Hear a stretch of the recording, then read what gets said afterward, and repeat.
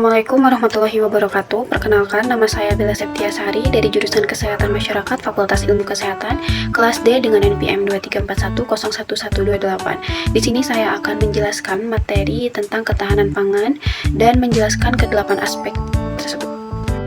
Sebelum kita bahas satu persatu aspek ke-8 tersebut, kita harus mengetahui dulu apa sih ketahanan pangan itu. Nah, ketahanan pangan merupakan kondisi terpenuhinya kebutuhan pangan bagi seluruh masyarakat yang mencakup aspek ketersediaan, akses, utilisasi, dan stabilitas pangan. Untuk mencapainya diperlukan berbagai strategi yang melibatkan aspek ekonomi, sosial, dan lingkungan.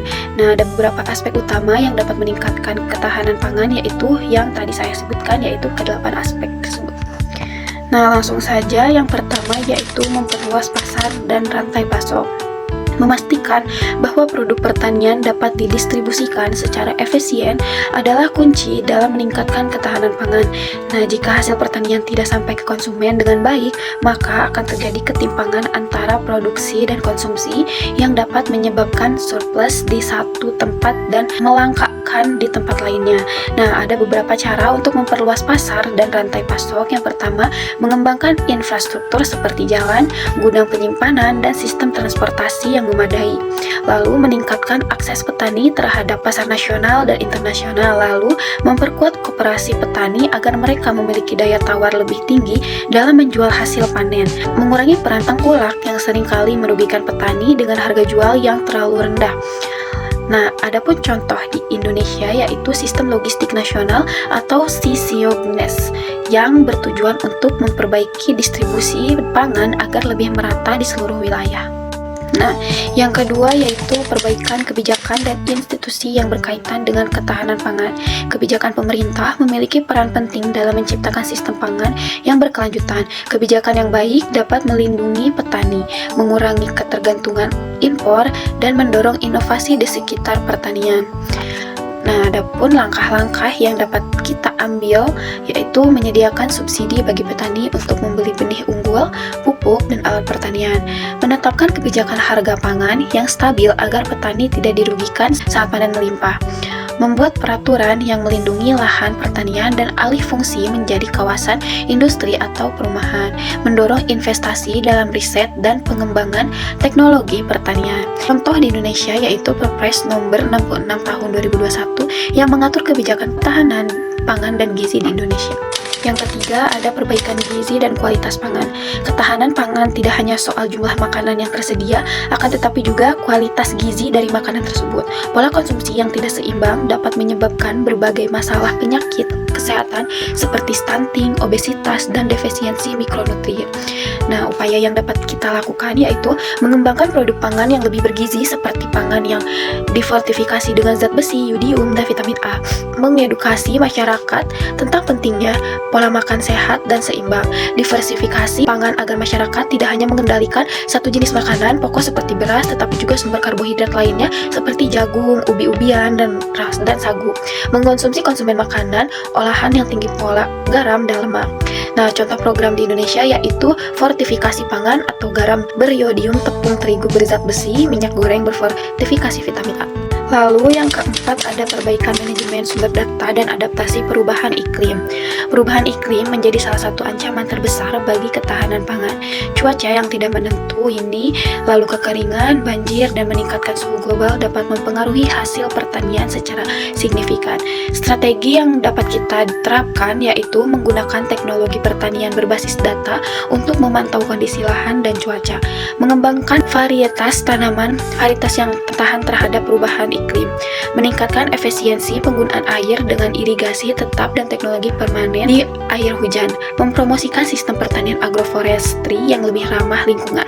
Contoh program di Indonesia yaitu Climate Smart Agriculture atau CSA yang dikembangkan oleh Kementerian Pertanian untuk membantu petani menghadapi dampak perubahan iklim. Lalu yang kelima ada perbaikan kesetaraan gender dan pemberdayaan wanita.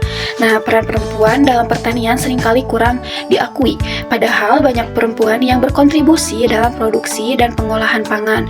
Dengan memberikan akses yang setara bagi perempuan dalam sektor pertanian, produktivitas pangan bisa meningkatkan secara signifikan. Langkah-langkah yang dapat kita ambil yaitu memberikan pelatihan kepada perempuan dalam bidang pertanian dan bisnis pangan, memastikan perempuan memiliki akses terhadap modal dan kepemilikan lahan, lalu meningkatkan keterlibatan perempuan dalam pengambilan keputusan di sektor pangan.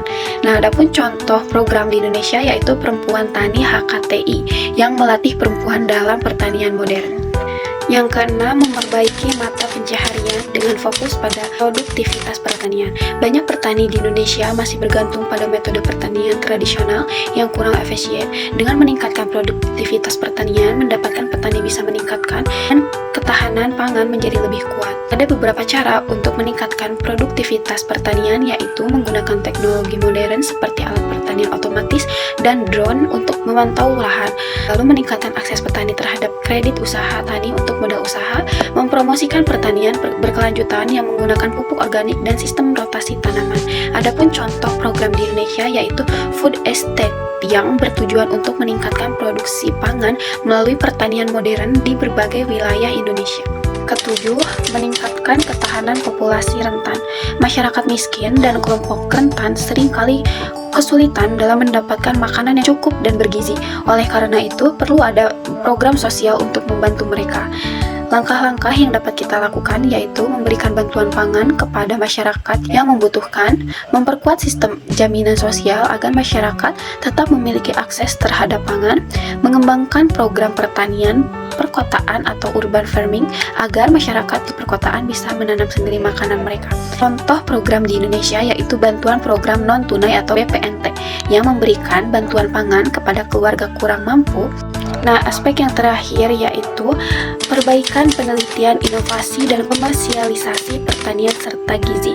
Penelitian dan inovasi sangat penting untuk menciptakan sistem pertanian yang lebih efisien dan berkelanjutan. Upaya yang bisa kita lakukan yaitu mengembangkan varietas tanaman unggul yang lebih tahan terhadap hama dan perubahan iklim, memanfaatkan bioteknologi untuk meningkatkan hasil pertanian, meningkatkan kerjasama antara pemerintah, akademisi, dan sektor swasta dalam inovasi pertanian. Contoh program di Indonesia yaitu Riset dan Inovasi Nasional yang mendukung penelitian dalam bidang pertanian dan ketahanan pangan. Maka kesimpulannya, untuk mencapai ketahanan pangan diperlukan pendekatan yang menyeluruh, mencakup aspek produksi, distribusi, kebijakan, serta gizi dan kesehatan masyarakat. Pemerintah, akademik, dan masyarakat harus bekerja sama dalam menerapkan strategi ini agar ketahanan pangan bisa mewujud secara berkelanjutan. Nah, itu saja yang dapat saya jelaskan atau paparkan. Terima kasih. Wassalamualaikum warahmatullahi wabarakatuh.